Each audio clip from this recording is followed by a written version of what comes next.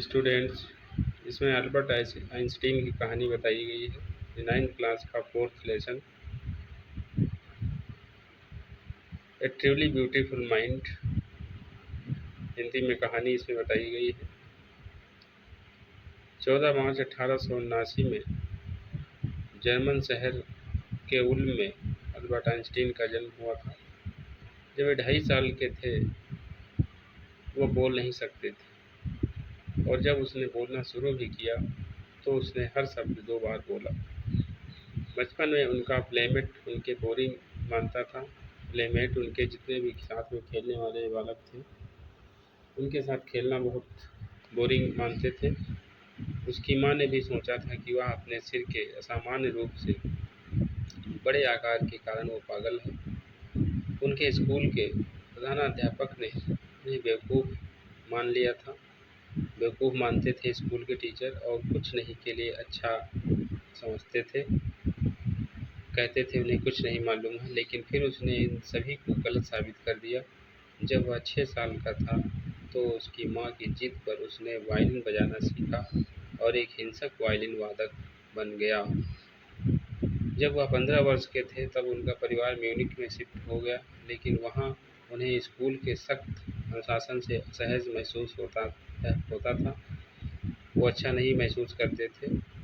अनुशासन स्कूल का बहुत सख्त था, इसलिए उन्होंने इसे छोड़ दिया।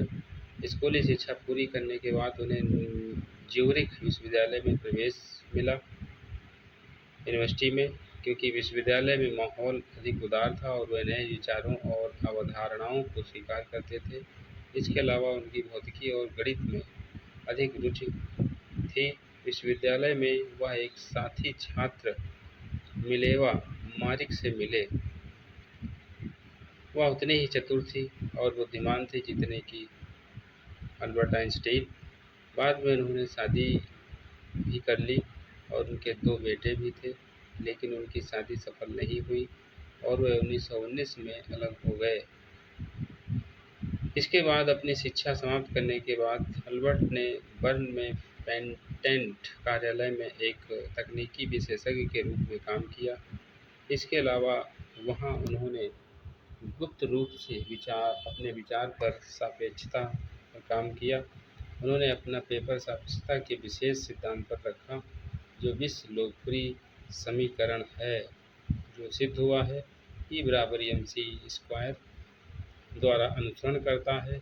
इसके अलावा उन्होंने 1915 में जनरल थ्योरी ऑफ रिलेटिविटी पर अपने शोध पत्र का भी प्रकाशन किया। इससे गुरुत्वाकर्षण की अवधारणा को बिल्कुल नई परिभाषा मिली। साथ ही यह सिद्धांत उन्हें एक प्रसिद्ध व्यक्ति बना दिया। 1919 के सूर्य ग्रहण के दौरान उनका सिद्धांत सटीक और परिवर्तित भौतिकी के रूप में सामने आया। जब जर्मनी में नाजी सत्ता में आए तो वह संयुक्त राज्य अमेरिका में आ गए।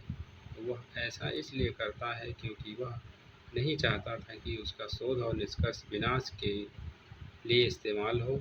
इसके अलावा जब जर्मनी ने 1938 में परमाणु विखंडन के सिद्धांत की खोज की तो वह परमाणु बम के खतरों के बारे में अमेरिकी राष्ट्रपति को लिखने वाले पहले व्यक्ति थे।